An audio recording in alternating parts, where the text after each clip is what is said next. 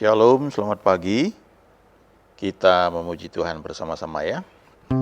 Yesus yang termanis, Yesus yang termanis buat jiwaku, buat jiwaku,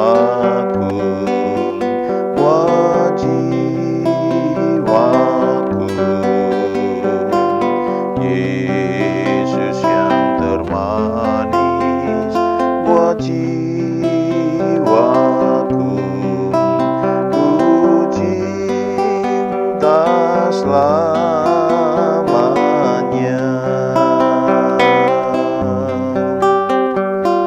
Yesus yang termanis buat jiwaku, buat jiwaku,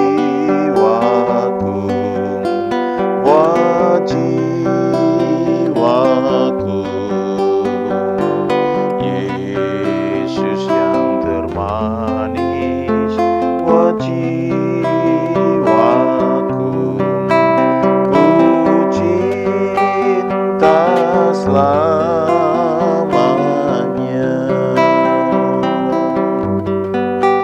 Itu nama yang indah, nama Yesus.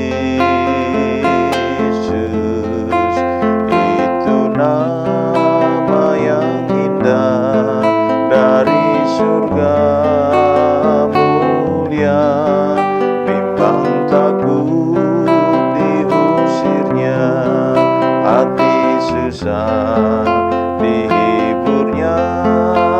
Nama Yesus yang indah, yang ku cinta. Itu nama yang indah, nama Yesus. Itu nama yang indah dari surga mulia. Bimbang takut diusirnya, hati susah dihiburnya.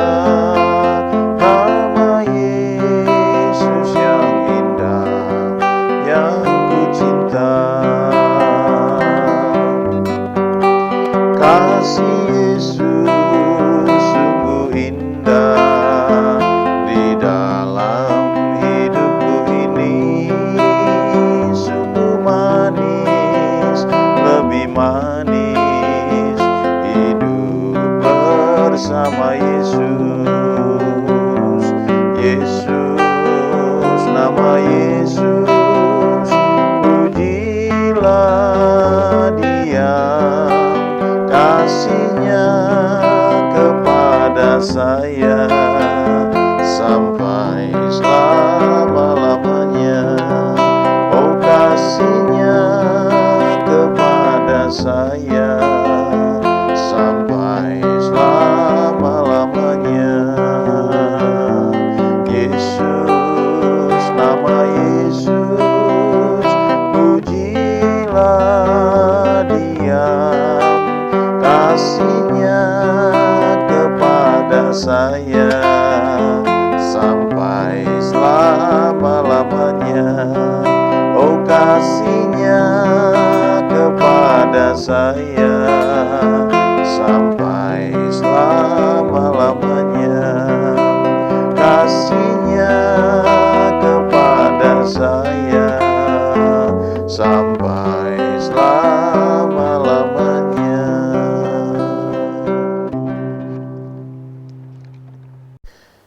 Ya, lagu ini seringkali kalau saya nyanyikan berurutan ya, seperti itu.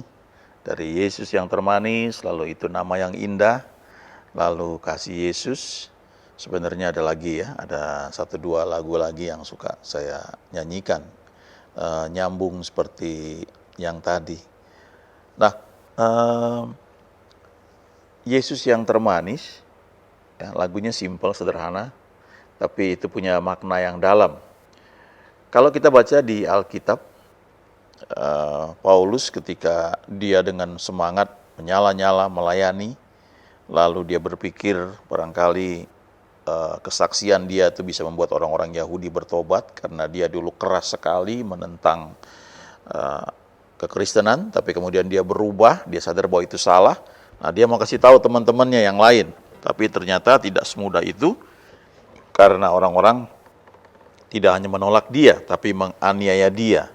Ya, sebagian tuh karena memang dianggap ajaran sesat, tapi sebagian tuh sebenarnya karena uang ya. Kita bisa baca kisahnya di Kisah Para Rasul. Bagaimana ketika Paulus mengusir roh tenung dari seorang perempuan, sehingga penghasilan yang diperoleh wanita ini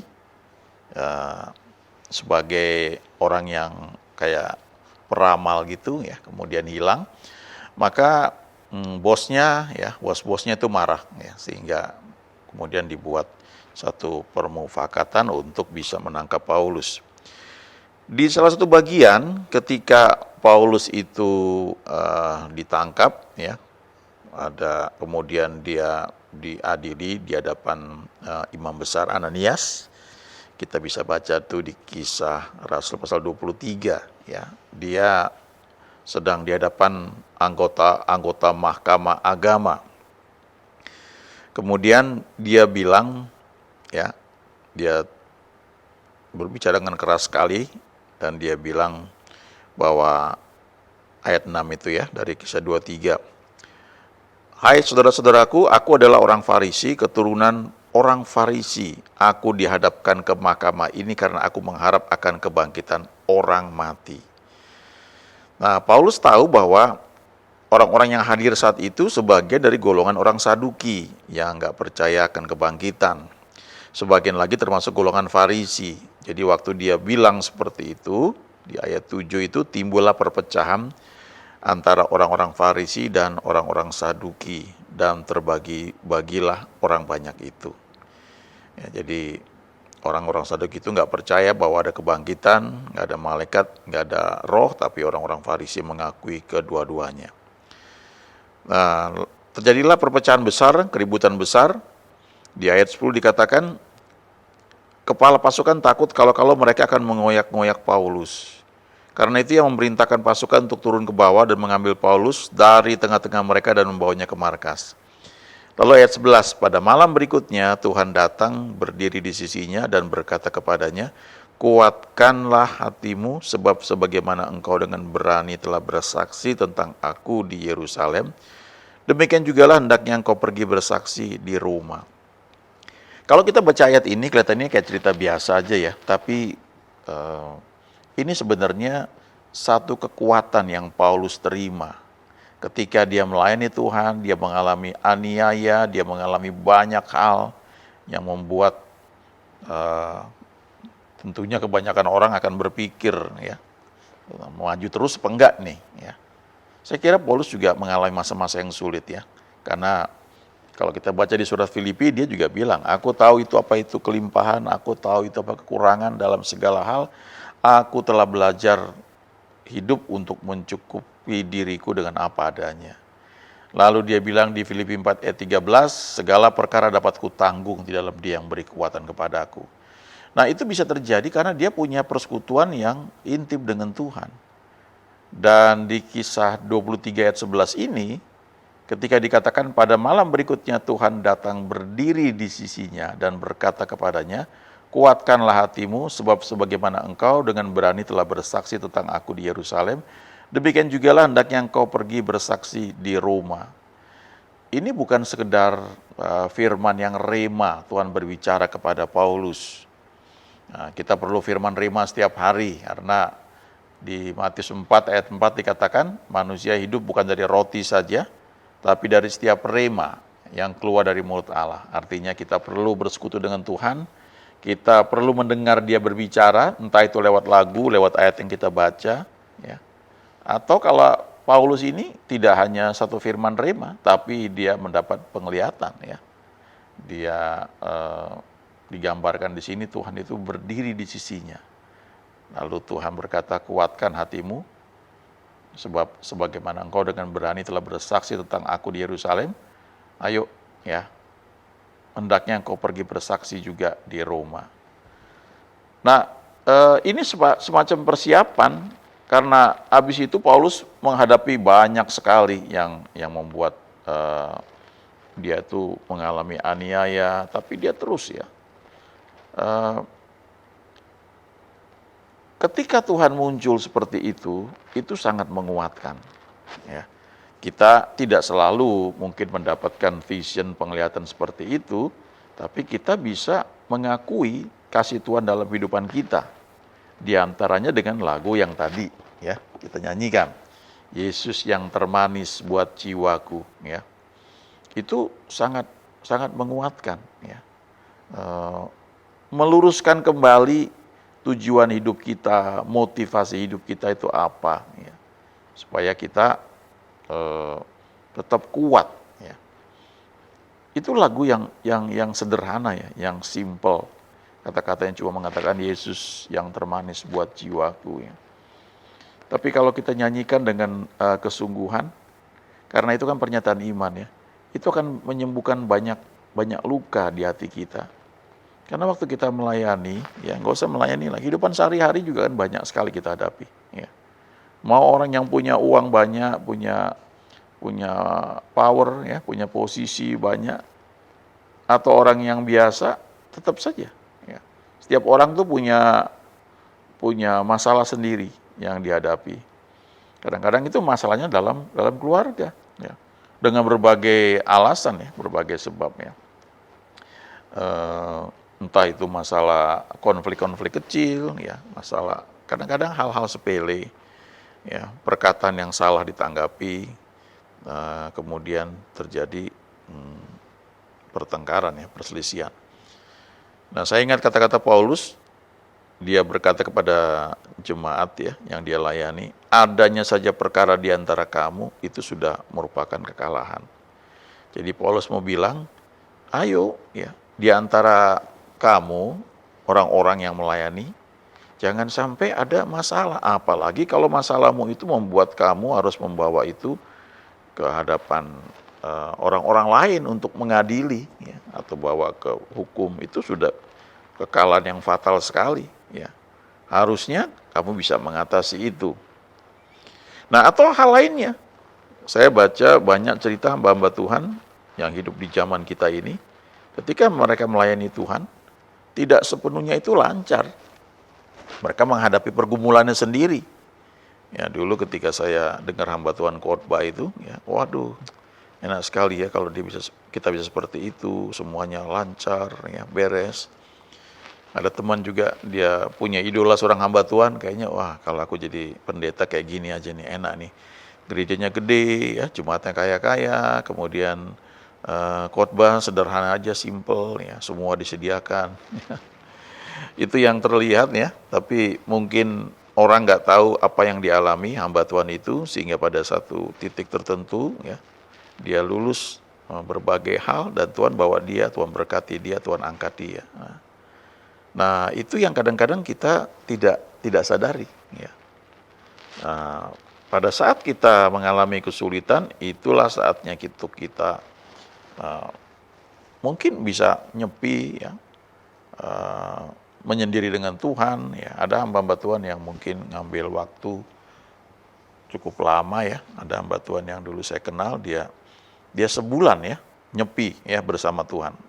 Sebelum dia mulai pelayanan, sebelum dia sudah lepaskan profesi dia, kemudian dia mau melayani Tuhan sepenuhnya itu sebulan ya, dia nyepi dengan Tuhan. Tidak ketemu orang lain ya, hanya di satu rumah dia sendiri. Ya tentu ada yang menyiapkan makanannya, tapi dia hanya sebulan itu ya, hanya bersekutu dengan Tuhan. Lalu setelah sebulan itu selesai, ya tambah lagi sebulan, ya, sampai total 3 bulan. Ya. Baru dia kemudian melayani Tuhan. Ada juga hamba-hamba Tuhan yang saya kenal ya, sekian tahun yang lalu, ketika dia sudah melayani banyak sekali, kemudian dia merasa perlu ada beberapa hal yang perlu dia benahi, dia mengevaluasi, ya. Dia mengambil sabbatical leave ya istilahnya. Jadi cuti sabat itu artinya untuk rest ya, istirahat. sambil mengevaluasi pelayanan yang dia buat, karena menurut dia pelayanan dia sih berkembang, tapi kok ada hal-hal yang dia rasanya kurang nyaman ya, apa yang dia perlu benahi dulu ya. Nah, Paulus di Kisah 23 ayat 11 tadi yang saya bacakan, perjumpaan dia dengan Tuhan itu menguatkan dia, ya, membuat dia itu disegarkan, ya. Karena kalau kita baca pasal-pasal selanjutnya, banyak hal dia alami. Di antaranya dia ngalami karam kapal. Dan karam kapal itu terjadi karena ketika dia naik kapal, dia sudah bilang sama perwira pasukan yang membawa dia untuk menghadap kaisar di Roma. Dia bilang, ini nggak aman kalau kita berlayar ini, ya. Nah, lebih baik kita berhenti dulu. Tapi perwira itu lebih percaya pada nahkoda, ya. Dan akhirnya ketika mereka berlayar awalnya lancar, belakangan terjadi malapetaka. Sehingga akhirnya kapal itu hancur semua, nggak bisa diselamatkan, tapi oleh anugerah Tuhan, semua orang yang dalam kapal itu semuanya selamat. Nah, nggak kebayang bagaimana Paulus ya ketika dia ngalami hal itu, ya mungkin ya dia bilang juga ya, waktu dia menguatkan orang-orang yang ada di kapal itu, dia bilang, sekiranya perkataanku dituruti, tentunya kita nggak perlu ngalami kayak begini. Ya. Tapi sekalipun demikian jangan takut, ya, sebab Tuhan menyertai kita. Ada malaikat malaikat dari Tuhan yang aku layani, telah berkata kepada aku, jangan takut Paulus, kau harus menghadap kaisar, dan karena itu, ya, oleh anugerah Tuhan, oleh karena engkau yang ada di sini, ya, yang mesti menghadap kaisar, maka semua orang yang di kapalnya akan selamat. Ya. Nah, cuma kapal ini semuanya hancur, ya, kerugiannya udah nggak terhitung lah ya. Karena kalau dibaca mereka udah putus asa, udah nggak ada harapan lagi, nggak kebayang seperti apa. Lalu akhirnya mereka selamat. Nah, pengalaman Paulus berjumpa dengan Tuhan ketika Tuhan berkata kuatkan hatimu, itu meneguhkan, menguatkan, ya. Sehingga dia bisa kuat dalam melayani Tuhan. Dalam kehidupan kita sehari-hari itu perlu. Ya. Saya melihat, ya, membaca ya, cerita-cerita hamba Tuhan ketika mereka melayani, nggak semua itu berjalan dengan lancar. Ada yang anak-anaknya terhilang, ya, bahkan seperti Billy Graham itu ngalami seperti itu. Ya. Tapi bagaimana dia tetap melayani Tuhan, fokus kepada Tuhan. Akhirnya pada titik tertentu anaknya balik sendiri. Ya. Itu yang cerita yang kayak begini banyak. Ya. Itu sebabnya kita nggak boleh terlalu cepat menghakimi kalau ada orang, bahkan dia mungkin hamba Tuhan, kok dia ngalami kok keluarganya kok seperti itu, ya. Karena ceritanya itu belum selesai sebenarnya. Ya. Tuhan tuh punya banyak cara sekali untuk membawa orang datang kepada Dia. Tapi secara pribadi kita perlu punya waktu, punya hubungan dengan Tuhan begitu rupa, sehingga kasih Tuhan itu selalu menguatkan kita.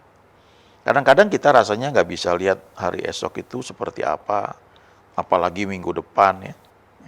Tapi kesadaran bahwa Tuhan mengasihi kita itu lebih dari cukup untuk kita melangkah day by day sehingga akhirnya semuanya bisa selesai, ya, bisa dilalui. Dan kita akan melihat betapa ajaib Tuhan yang kita layani. Tuhan yang setia, Tuhan yang baik, ya, tak pernah habis kasih setianya dalam kehidupan kita. Beberapa tahun yang lalu saya pernah naik pesawat ke Papua dan mengalami goncangan yang sangat mengerikan. Ya. Tapi sebelum saya alami itu, kira-kira mungkin 1 jam sebelumnya ya, ada saya mengalami satu pengalaman yang mirip-mirip Paulus seperti itu. Ya. Saya nggak lihat, nggak dapat penglihatan, tapi saya merasakan pribadi Tuhan yang kuat sekali di samping saya dan seperti menyelimuti saya. Ya. Dan nggak ada pujian, nggak ada nyanyian karena sedang di pesawat ya. Tapi air mata saya itu rasanya mau menetes keluar. Saya merasakan kasih Tuhan yang dahsyat. Nah nggak lama setelah itu ngalami goncangan itu kapal. Wah itu mengerikan sekali karena ketika goncangan terjadi pesawat tuh kayak terguncang-guncang ya. Dan speaker-speaker di atas itu pada copot semua ya. Sangat sangat mengerikan waktu itu. Waktu itu terjadi, saya lihat teman-teman saya ya, udah lipat tangan, berbahasa roh, udah tutup mata dan sebagainya. Tapi saya saat itu ada sukacita ya. Ada, bahkan saya tertawa seperti sedang naik jet coaster gitu. Padahal itu kan kalau kalau darurat tuh dari langit-langit pesawat itu kan keluar ini, keluar masker oksigen. Ini yang keluar bukan hanya masker ya, speaker-speaker kecil itu copot semua ya, bergantungan ya. Sangat mengerikan. Dan ada keteduhan. Sepertinya Tuhan bilang begini, jangan takut ya, aku menyertai kamu. Kamu kan kesini dalam rangka pelayanan ya, dan kamu dalam tuntunanku, jadi nggak perlu khawatir. Akhirnya pesawat mendarat di landasan dan mendarat darurat ya, daruratnya nggak terlalu apa sih ya, artinya roda keluar biasa. Tapi di ujung landasan pesawat itu ngerem dan nggak bisa berhenti, remnya nggak bisa balik. Jadi pesawat berhenti di ujung landasan, udah gitu aja. Nah, kami harus turun dari kapal itu ya, memang ada tangganya dari kapal ya, bukan tangga darurat, tangga biasa gitu. Kami harus jalan dari ujung landasan itu ke terminal ya. Nah itu pengalaman yang sangat menguatkan dan mengajar saya bahwa ketika Tuhan ada bersama kita, kita diberi kekuatan ya. Itu sebabnya setiap hari ya, ayo kalau kita lihat kemampuan kita, banyak hal nggak bisa kita hadapi. Kalau lihat lingkungan sekitar ke depan ini, wah mengerikan ya. Banyak hal terjadi di dunia ini, ada puluhan negara katanya terancam bangkrut. Kita bersyukur di Indonesia ini sangat-sangat jauh lebih baik. Tapi mungkin kita juga menghadapi pergumulan lain. Tapi coba lihat kepada Tuhan, bangun hubungan dengan Tuhan. Ya, nyanyikan lagu Yesus yang termanis buat jiwaku ya. Itu nama yang indah. Nama Yesus, bimbang takut diusirnya. Kehadiran dia itu membuat kebimbangan, ketakutan itu akan menyingkir ya. Nama Yesus yang kucinta ya. Lalu kasih Yesus sungguh indah dalam hidupku ini. Kita dibawa untuk menyadari, mengakui bahwa kasihnya itu sungguh indah, melebihi segalanya. Itu akan sangat menguatkan kita, menghibur kita, sehingga kita bisa berjalan lagi ya. Semua hamba-hamba Tuhan yang Tuhan pakai itu mengalami masa-masa sulit ya. Masa-masa padang gurun ya. Daud juga mengalami seperti itu, Yusuf mengalami seperti itu. Bahkan hamba-hamba Tuhan yang kita kenal sekarang yang mungkin menjadi para pemimpin gereja atau pelayanan yang besar, mereka mengalami masa-masa yang sulit. Tapi bagaimana mereka dikuatkan oleh Tuhan lewat hubungan pribadi mereka dengan Tuhan masing-masing. Ayo belajar membangun hubungan pribadi dengan Tuhan setiap hari. Amin.